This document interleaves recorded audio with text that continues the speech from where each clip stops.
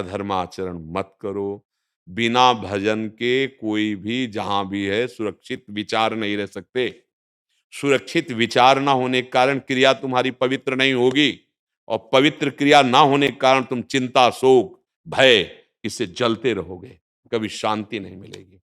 पक्का। इसलिए कर्म और पूजा दोनों को एक में कर लो। जैसे हम समय मिला तो ठाकुर की आरती कर रहे हैं तो पूजा, अगर हल चला रहे हैं तो वो भी पूजा। बिल्कुल अंतर नहीं है, क्योंकि भगवान स्वयं आदेश करते हैं अर्जुन जी को कि तुम छात्र धर्म से युक्त हो और सामने धर्म युक्त युद्ध आया है। अब पीठ दिखा के भागना पूजा नहीं होगी, अब युद्ध में लड़ो, यही पूजा है। भगवान कह रहे ना। हाँ हाँ।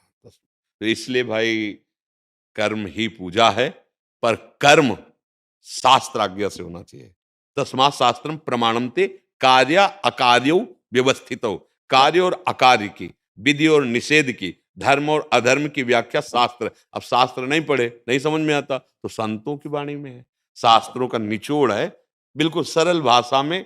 जैसे माँ बढ़िया हमें पकवान बना के बस पाना है, ऐसे संत जन जीवन भर तप करके अनुभव किया, शास्त्र की सार बात वो आपको ऐसे परोस रहे हैं, बस पा लो, स्वीकार कर लो, आनंदित बने रहोगे। हर कर्म भगवान को समर्पित करो, मन से, तन से, वाणी से, किसी को दुख ना पहुंचे ऐसी भावना करो।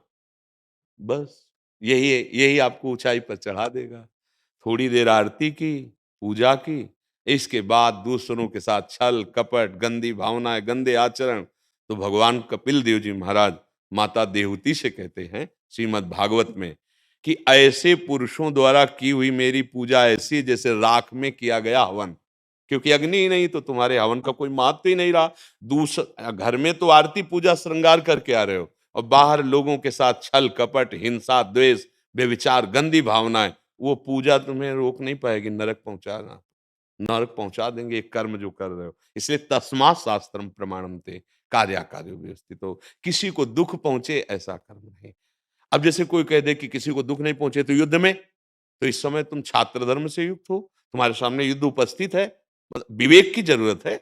मतलब कहाँ की बात कहाँ घसीट कर लोग प्रश्न कर देते हैं। नहीं नहीं, आप जिस प्रसंग पर, जिस विषय पर चर्चा हो रही उसी पर दृष्टि डालिए, तो आपके सामने प्रश्न खड़ा ही नहीं होगा। अब उस प्रसंग को किसी अन्य प्रसंग से जोड़ करके, तो भगवान क्यों कह रहे इनके गला काटो, उत्तर हो सकता है ना। अब तो आप उसको समझिए, उस समय कई बार संधि के लिए भगवान ने दूतों को भेजा और स्वयं भगवान गए।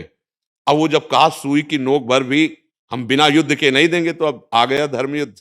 तब भगवान कह रहे पीठ दिखाने की बात नहीं, मामुनुस्मर युद्ध च, मार इनको अब। बस अब देखो ये समझना पड़ेगा, जैसे हम कह रहे किसी को दुख नहीं देना, तो इस समय वर्तमान की स्थिति में, अब जैसे अभी पीछे वाले में राष्ट्र सैनिक, तो उनको उपदेश थोड़ी करेंगे। उनको उपदेश करेंगे शत्रु पक्ष उपस्थित होने पर तत्काल वार किया जाए, इंतजार नहीं करना है जानकारी का, नहीं तो तुम्हें मार देगा। हमारे देश के जो वासी जन है उनको पीड़ा पहुंचा सकता है। तो धर्म का बड़ा सूक्ष्म स्वरूप है, वो व्यक्ति के अनुसार, परिस्थिति के अनुसार उस समय निर्णय किया जाता है, वो सार्वभौम निर्णय नहीं किया जाएगा। आपकी अवस्था क्या है, आपका कर्म क्या है, आपकी स्थिति क्या है, उसके अनुसार उसका उपदेश होता है। अब दूर बैठा आदमी उसमें गणित लगा सकता है, इसीलिए सन्मुख बैठ करके ही प्रश्न का सही उत्तर समझ में आता है, नहीं तो फिर प्रश्न खड़ा हो जाएगा। यहाँ प्रश्न नहीं खड़ा होगा, क्योंकि दृष्टि पड़ रही है। यहाँ का वायुमंडल भागवतिक है, तुम्हारे विचारों पर चढ़े बैठेंगे हमारे विचार।